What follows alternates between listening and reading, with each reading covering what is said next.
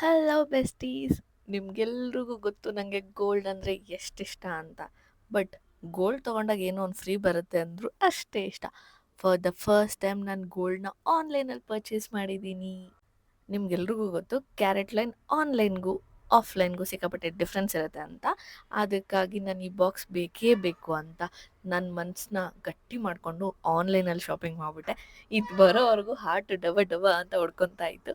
Look at the box, ನನಗಂತೂ ಸಿಕ್ಕಾಪಟ್ಟೆ ಇಷ್ಟ ಆಯಿತು. ಇದರಲ್ಲಿ ಅಡ್ವಾಂಟೇಜ್ ಏನು ಗೊತ್ತಾ, ಅದ್ರಲ್ಲಿ 3-4 ಪ್ಯಾಕೇಜಿಂಗ್ ಕೂಡ ಅವರೇ ಮೆನ್ಷನ್ ಮಾಡಿರ್ತಾರೆ, ಲೈಕ್ ಸೆಲೆಕ್ಟ್ ಮಾಡ್ಕೊಳ್ಳೋಕ್ಕೆ. ಅದ್ರಲ್ಲಿ ನಾನು ಈ ಪ್ಯಾಕೇಜಿಂಗ್ ತೊಗೊಂಡೆ ಬಿಕಾಸ್ ಒನ್ ಮೋರ್ ಪ್ಯಾಕೇಜ್ ನನ್ನ ಹತ್ರ ಇದೆ ಅಂತ.